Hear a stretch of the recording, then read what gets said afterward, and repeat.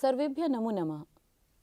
प्रिय विद्यार्थियों, आप सभी का संस्कृत की रुचिरा भाग 3 के पाठ 7 की संस्कृत कक्षा में स्वागत है। छात्रों, सोचिए, भारत देश की क्या विशेषताएं हैं? भारत में रहने वाले लोग कैसे हैं? भारत विश्व में क्यों प्रसिद्ध है? इन्हीं सभी प्रश्नों के उत्तर के लिए आज हम भारत जनता हम नामक कविता का अध्ययन करेंगे। यह कविता आधुनिक कविकुल शिरोमणि डॉक्टर रमाकांत शुक्ल द्वारा रचित काव्य भारत जनता हम से साभार उद्धृत है। इस कविता में कवि भारतीय जनता के सरोकारों, विविध कौशलों, विविध रुचियों आदि का उल्लेख करते हुए बताते हैं कि भारतीय जनता की क्या क्या विशेषताएं हैं। इस कविता को पढ़कर आप जानेंगे कविता को सस्वर कैसे पढ़ा जाए, इसमें प्रयुक्त हुए व्याकरणात्मक प्रयोग, नए शब्दार्थों का ज्ञान तथा भारतीय जनता कैसी है। इस गीत को महान कवि डॉक्टर रमाकांत जी स्वयं बड़े ही ओजस्वी स्वर से गाते हैं। उनके ही स्वर से अभिप्रेरित होकर हम इस पाठ का गायन करेंगे। आइए इस राष्ट्रभक्ति से ओतप्रोत गीत को मेरे साथ सस्वर गाइए। अभिमान धना विनयोपेता शालीना भारत जनता हम, कुलिशादपि कठिना कुसुमादपि सुकुमारा भारत जनता हम।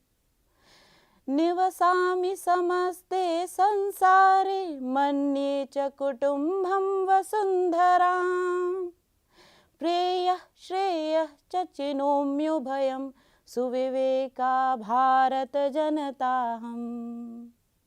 अभिमान धना विनयोपेता शालीना भारत जनता हम।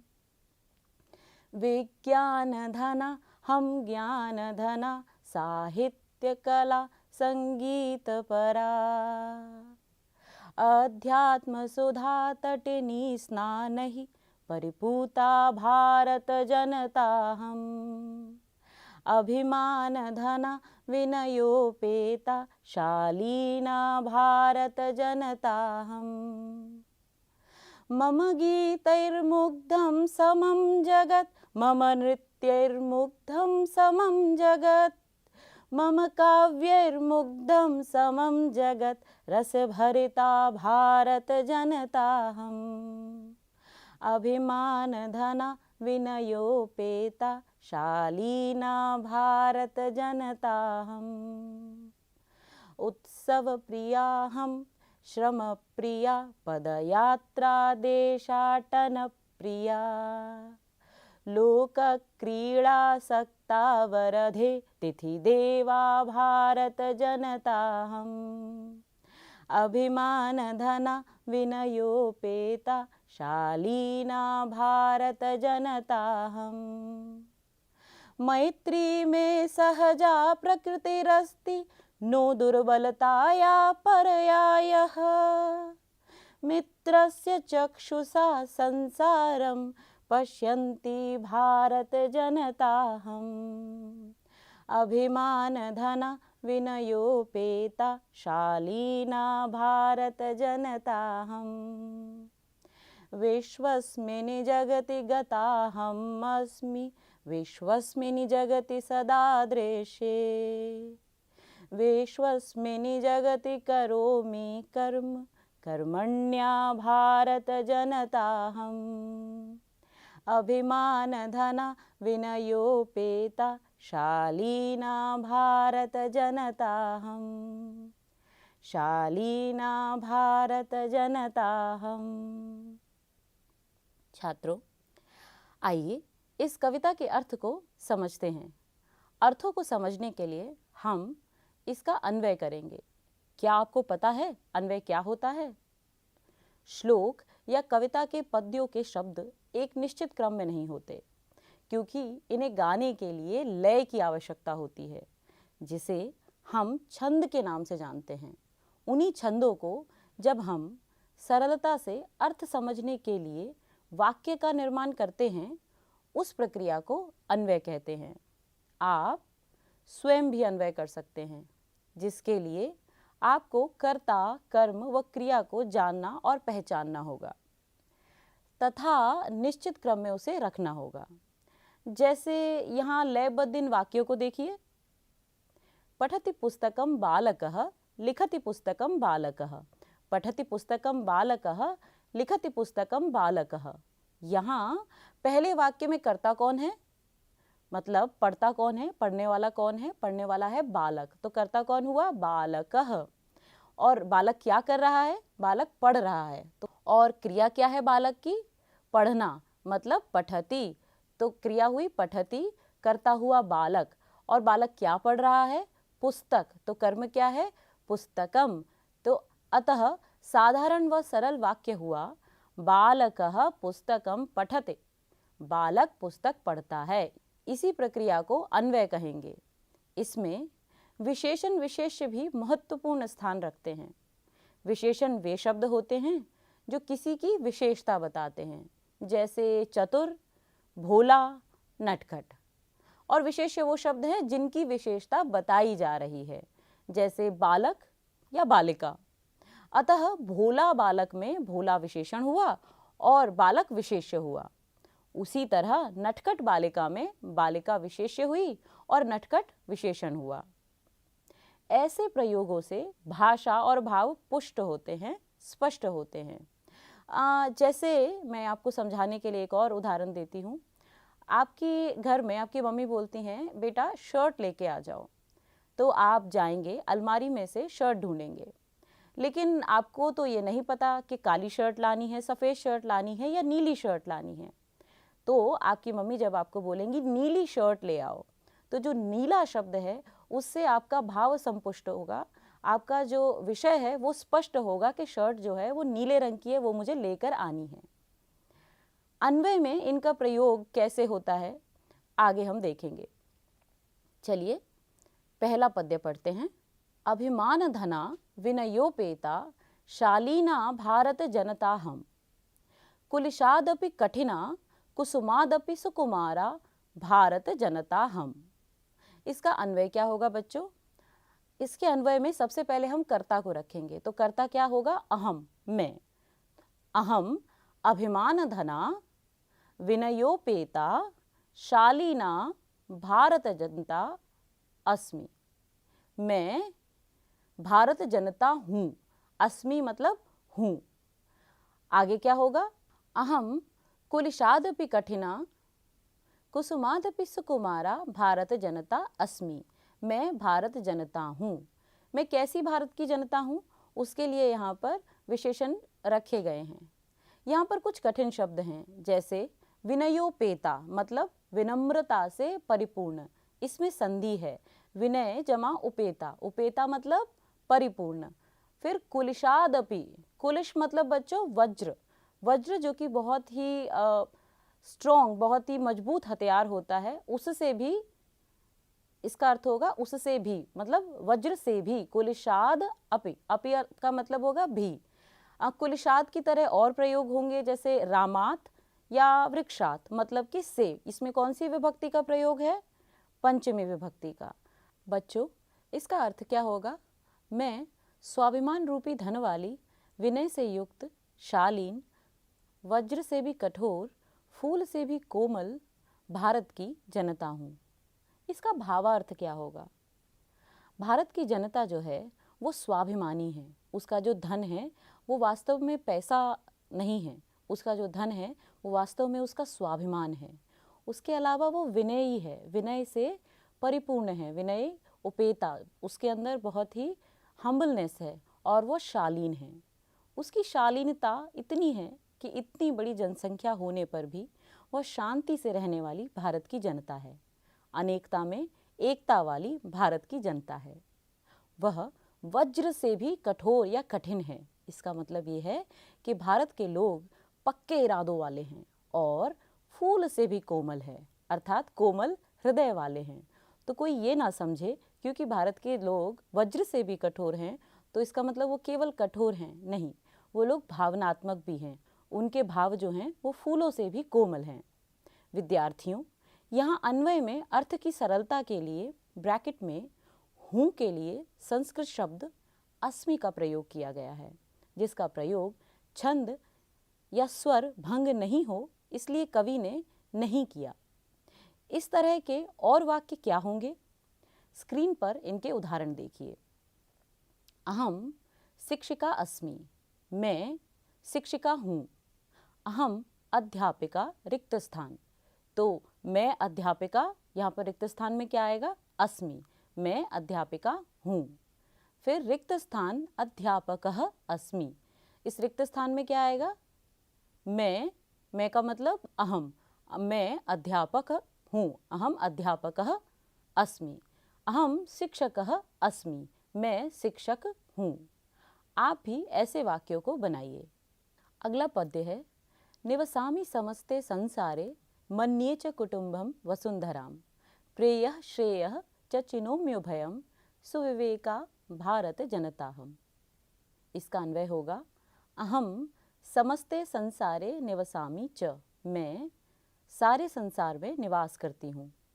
वसुंधराम कुटुम्बम मन्ये, पृथ्वी को कुटुंब मतलब परिवार मानती हूँ। प्रेयः श्रेयः चिनोमि उभयं च सुविवेका अहम भारत जनता अस्मि।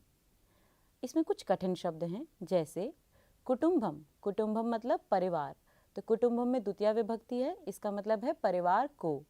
वसुंधराम अर्थात पृथ्वी को, इसमें भी द्वितीय विभक्ति है। प्रेयः, प्रेयः मतलब अच्छा लगने वाला, प्रियकर। श्रेयः, श्रेयः मतलब कल्याणकारी, अर्थात जिससे कल्याण होता हो। चिनोमि उभयम, दोनों को चुनते हैं। यहाँ पर चिनोमि उभयम की तरह करोमि उभयम, इसका मतलब दोनों को करते हैं, एक उदाहरण हो सकता है। मन्ये शब्द का अर्थ होगा मानते हैं या सोचते हैं। सुविवेका मतलब बच्चों, विवेक जो होता है उसका मतलब होता है सही और गलत में अंतर करने की क्षमता। इसमें सु उपसर्ग जब जोड़ देते हैं उसका मतलब होता है सही से सही और गलत में अंतर करने की क्षमता। सु उपसर्ग का अर्थ होता है अच्छा, बढ़िया या आसानी से। इसके कुछ और उदाहरण हो सकते हैं, सुलभ, सुकर, सुभाषित। सुलभ मतलब जो आसानी से प्राप्त हो जाए, सुकर मतलब जिससे हम आसानी से कर सकें, और सुभाषित तो आप जानते ही होंगे, अच्छे से कहा गया। इस पद्य का अर्थ होगा, समस्त संसार में मैं निवास करती हूँ और संपूर्ण पृथ्वी को ही कुटुंब मानती हूँ। प्रिय तथा श्रेष्ठ दोनों ही मार्गों का मैं चयन करती हूँ, ऐसी विवेकपूर्ण मैं भारत की जनता हूँ। इसका भावार्थ होगा, आपने ये उक्ति तो सुनी ही होगी, उदार चरिता नाम तु वसुधैव कुटुंबकम, मतलब उदार चरित्र वालों का जो संपूर्ण संसार होता है वो परिवार होता है। जो उदार चरित्र वाले लोग होते हैं वो लोगों में अच्छे और बुरे, ऊंचे और नीचे, गरीब और अमीर में अंतर नहीं करते हैं। उनके लिए संपूर्ण विश्व जो है वो परिवार के रूप में होता है। वो सभी में सामंजस्य बिठाने वाले होते हैं। भारत की जनता केवल आवश्यक या श्रेष्ठ नहीं करती है, भारत की जो जनता है वो प्रिय को भी चुनने वाली है। मतलब जो कोई भी परिस्थिति आए उसमें वो परिस्थिति सबके लिए प्रिय भी हो और सभी के लिए आवश्यक भी हो। इसी कारण वह विवेकी है, अर्थात उचित और अनुचित को समझने वाली है। तीसरा पद्य होगा, विज्ञान धनाहम ज्ञान धना साहित्य कला संगीत परा अध्यात्म सुधा तटिनी स्नानहि परिपूता भारत जनताहम। इसका अन्वय होगा, अहम विज्ञान धना, ज्ञान धना साहित्य कला संगीत परा अस्मि। इसका मतलब होगा, मैं विज्ञान रूपी धन से युक्त, ज्ञान रूपी धन से युक्त और साहित्य कला और संगीत इनसे युक्त हूँ। अहम अध्यात्म सुधा तटिनी स्नान ही परिपूता भारत जनता अस्मि। परिपूता शब्द का अर्थ क्या होगा बच्चों? पवित्र। किस चीज़ से पवित्र हूँ? अध्यात्म सुधा मतलब अध्यात्म जो है उस रूपी अमृत की जो नदी है उसमें स्नान कर कर मैं पवित्र ऐसी भारत की जनता हूँ। यहाँ पर स्नानई में तृतीया विभक्ति है, तृतीया बहुवचन। इस तरह के और रूप कौन से होंगे? रामहि धनै इत्यादि। इसका अर्थ है मैं विज्ञान रूपी धन वाली, ज्ञान रूपी धन वाली, साहित्य, कला और संगीत में रुचि लेने वाली, अध्यात्म से युक्त अमृतमयी नदी में स्नान करने के कारण पवित्र भारत की जनता हूँ।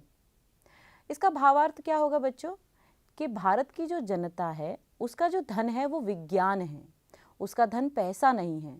विज्ञान जो है वो आपको विकास की तरफ लेकर जाता है, इसलिए भारत की जनता का धन जो है वो विज्ञान है और उसका धन क्या है? ज्ञान। तो ज्ञान धन क्यों है? क्योंकि ज्ञान से ही आप आगे बढ़ते हैं, ज्ञान से ही आप चीज़ों को समझते हैं, सीखते हैं। छात्रों, आप सभी जानते हैं कि विश्व भर में भारत अध्यात्म के लिए प्रसिद्ध है। यहीं से योग की उत्पत्ति हुई है तथा पवित्र व ज्ञानवर्धक वेदों का भी स्थान भारत ही है। वेद कौन से हैं आप ये भी जानते होंगे, ऋग्वेद, यजुर्वेद, सामवेद और अथर्ववेद। आइए चौथा पद्य पढ़ते हैं। मम गीतैर्मुग्धं समम जगत, मम नृत्यैर्मुग्धं समम जगत, मम काव्यैर्मुग्धं समम जगत, रसभरिता भारत जनताहम्। मम मतलब मेरे, गीतै गीतों से, मम गीतै समम जगत मुग्धम अस्ति, मेरे गीतों से, समम मतलब सारा, जगत मतलब संसार, मेरे गीतों से सारा संसार मुग्ध है। मम नृत्य ही समम जगत मुग्धम अस्ति, मेरे नृत्य से संपूर्ण जगत जो है वो मुग्ध है। मम काव्य ही समम जगत मुग्धम अहम रसभरिता भारत जनता अस्मि, मैं रस से भरी हुई भारत की जनता हूँ। बच्चों, यहाँ पर गीतैर्मुग्धम, इसमें संधि है गीतैः जमा मुग्धम। उसी प्रकार नृत्यैर्मुग्धम में संधि है नृत्यैः मुग्धम, और काव्यैर्मुग्धम में भी काव्यैः मुग्धम, इस प्रकार की संधि है। इस पद्य का अर्थ होगा मेरे गीतों से सारा संसार मुग्ध है, मेरे नृत्य से सारा संसार मुग्ध है, मेरे काव्य से सारा संसार मुग्ध है, मैं आनंद से परिपूर्ण भारत की जनता हूँ। इसका भाव क्या है? आप जानते हैं कि भारत में शास्त्रीय संगीत है। शास्त्रीय संगीत जैसे कर्नाटक संगीत होता है, भारत में लोकगीत भी हैं और भारत में शास्त्रीय नृत्य और लोक नृत्य भी हैं। शास्त्रीय नृत्य में जैसे भरतनाट्यम, कुचिपुड़ी इत्यादि, और लोक नृत्य में भांगड़ा, बिहू इत्यादि। तो हमारे भारत के इन गीतों और इन नृत्यों से सारा जगत प्रभावित है, मुग्ध है। और भारत में आपको पता ही होगा कि साहित्य की परंपरा बहुत पुरानी है। जैसे संस्कृत साहित्य में अभिज्ञान शाकुंतलम जो कि संपूर्ण विश्व में प्रसिद्ध है, या भगवत गीता जिसकी प्रसिद्धि काव्य के साथ साथ आध्यात्मिक ग्रंथ के रूप में भी है।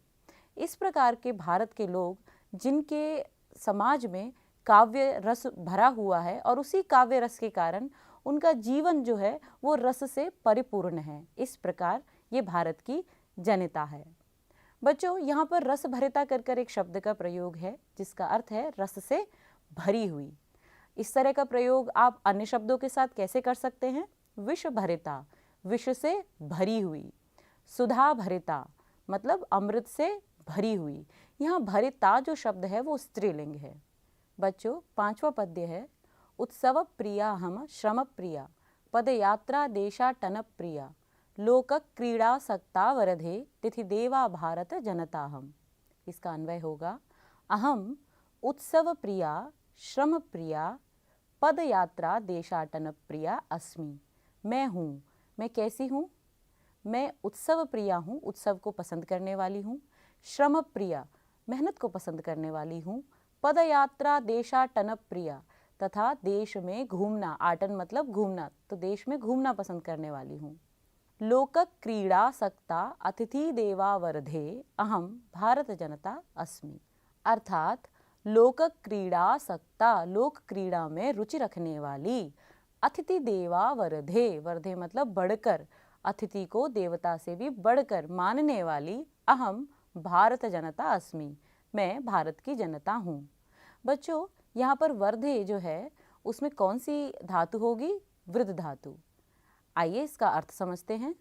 मैं उत्सव को पसंद करने वाली, परिश्रम को पसंद करने वाली, पदयात्रा द्वारा देश में घूमना पसंद करने वाली, लोक क्रीड़ा में रुचि रखने वाली, अतिथि को देवताओं से बढ़कर मानने वाली भारत की जनता हूँ। इसका भाव है, भारत देश में हर कोने में कितने सारे उत्सव मनाए जाते हैं। प्रत्येक राज्य में अलग अलग उत्सव हैं। आप उनकी लिस्ट बनाइए। जैसे कुछ उदाहरण मैं देती हूँ, ओणम या लोहड़ी। भारतीय लोग परिश्रमी होते हैं तथा उनके परिश्रमी व्यवहार के कारण उन्हें संपूर्ण जगत में पसंद किया जाता है। और भारतीय लोग घूमना भी पसंद करते हैं, इसीलिए भारत के लोग धार्मिक यात्राएं पसंद करते हैं तथा यात्राओं में रुचि रखते हैं। लोक शब्द जो है उसका प्रयोग देश या विदेश दोनों के लिए होगा, तो भारतीय लोग देश और विदेशों के खेलों में रुचि रखते हैं। बच्चों, आपने ये तो सुना ही होगा, अतिथि देवो भव, मतलब अतिथि जो है वो देवताओं के समान होते हैं या देवता होते हैं। परंतु यहाँ पर कवि एक लाइन और आगे निकल गए हैं। कवि कहते हैं कि भारतीय जन अतिथियों को देवताओं से भी ज़्यादा या देवताओं से भी अधिक महत्वपूर्ण मानते हैं। इस प्रकार की भारतीय जनता है। छठा पद्य है, मैत्री में सहजा प्रकृतिरस्ति नो दुर्बलतायाः पर्यायः मित्रस्य चक्षुषा संसारम पश्यन्ति भारत जनताहम्। इसका अन्वय होगा, मैत्री में सहजा प्रकृति अस्ति। मित्रता करने के लिए भारतीय जनता को कोई अधिक प्रयास नहीं करना पड़ता है। दुर्बलतायाः पर्यायः न अस्ति। अगर कोई समझे कि भारत के लोग मित्रता पसंद करने वाले हैं और भारत के लोग मित्रता इसलिए पसंद करते हैं क्योंकि वो दुर्बल हैं, तो कवि कहते हैं ऐसा नहीं है। उनकी जो मित्रता की प्रकृति है वो दुर्बलता का पर्याय नहीं है। मित्रस्य चक्षुषा संसारम पश्यन्ति अहम भारत जनता अस्मि। मित्रस्य चक्षुषा अर्थात मित्रों के नेत्रों से, मित्रवत नेत्रों से, संसारम संसार को, पश्यन्ति देखती हूँ, अहम भारत जनता अस्मि मैं भारत की जनता हूँ।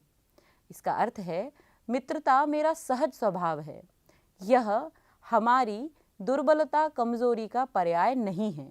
मैं मित्र की दृष्टि से देखने वाली भारत की जनता हूँ। बच्चों, इसका भाव क्या है आपको पता ही होगा। भारत ने 5000 साल तक के पुराने इतिहास में किसी पे खुद से आक्रमण नहीं किया है। हमारे स्वभाव में ही मित्रता है। आपको भारत की सुदामा और कृष्ण की कथा तो पता ही होगी कि सुदामा और कृष्ण ने मित्रता के लिए क्या किया था। परंतु कवि ये भी स्पष्ट कर देना चाहते हैं कि हमारे मित्रवत स्वभाव को हमारी कमजोरी ना समझा जाए। वस्तुतः भारतीय जनता के मित्र स्वभाव के कारण उसकी जो दृष्टि है वह भी सभी को मित्रवत देखती है। बच्चों, यहाँ पर कुछ कठिन शब्द हैं, जैसे चक्षुषा। चक्षुषा मतलब आँखों से, इसमें तृतीया विभक्ति है। और प्रकृति, यहाँ पर प्रकृति का अर्थ होगा स्वभाव। यहाँ पर कुछ व्याकरणात्मक प्रयोग हैं। प्रकृतिरस्ति, यहाँ पर संधि है प्रकृतिरस्ति में, प्रकृति ही जमा अस्ति। अच्छा, यहाँ पर पश्यन्ति शब्द का जो प्रयोग है उसमें धातु कौन सी होगी? पश्य नहीं, यहाँ पर धातु होगी दृश्य, जिसका अर्थ है देखने वाली। विद्यार्थियों, 7वां पद्य है, विश्वस्मिनि जगति गताहम अस्मि विश्वस्मिनि जगति सदा दृश्ये विश्वस्मिनि जगति करोमि कर्म कर्मण्या भारत जनताहम्। इसका अन्वय होगा, अहम विश्वस्मिनि जगति गता अस्मि, अहम विश्वस्मिनि जगति सदा दृश्ये, अहम कर्मण्या भारत जनता विश्वस्मिनि जगति कर्म करोमि। अर्थात इसका अर्थ होगा, मैं संपूर्ण विश्व में गई हुई हूँ, मैं संपूर्ण विश्व में देखी जाती हूँ। मैं कर्मशील भारत की जनता हूँ जो संपूर्ण विश्व में कार्य करती हूँ। इसका भाव क्या है बच्चों, कि जो भारत की जनता है या जो भारतीय हैं वो सारे विश्व में गए हुए हैं, सारे विश्व में पाए जाते हैं, सारे विश्व में रहते हैं। तो भारत की जो संस्कृति है उन लोगों के द्वारा संपूर्ण विश्व में फैली हुई है, इसीलिए सभी जगह यह देखी जाती है। भारत की जनता जो कर्म करने में निपुण है, कर्मण्या है, कर्म करना पसंद करती है। इसमें कुछ कठिन शब्द हैं। विश्वस्मिनी जगति, विश्वस्मिनी जगति में सातवीं विभक्ति है। सातवीं विभक्ति एक वचन, इसका मतलब है जगत में। वैसे विश्व का मतलब भी जगत होता है, लेकिन विश्वस्मिन इस प्रयोग का अर्थ है सारे, अर्थात सारे संसार में। कर्मण्या शब्द जो है उसका मतलब होगा कर्मशील, अर्थात कर्म को पसंद करने वाली। और दृश्य शब्द का अर्थ होगा दिखाई देती हूँ। बच्चों, यहाँ पर गताहम अस्मि में संधि है, गता जमा अस्मि। इस प्रकार भारत की जो जनता है वो संपूर्ण विश्व में पाई जाती है और भारत की जो संस्कृति है वो संपूर्ण विश्व में फैली हुई है। विद्यार्थियों, मैं आशा करती हूँ आज के इस पढ़ाए गए पाठ की विषय वस्तु आपको स्पष्ट हुई होगी। छात्रों, यह पाठ यहीं समाप्त हुआ। इस पाठ में आपने जाना कि भारत की जनता कैसी है। भारत की जनता कैसी है, इस विषय में आप अपने सहपाठियों से और चर्चा कर सकते हैं तथा इस विषय में कुछ नोट्स भी बना सकते हैं। आशा करती हूँ आपको यह पाठ अच्छे से समझ में आया होगा। धन्यवाद।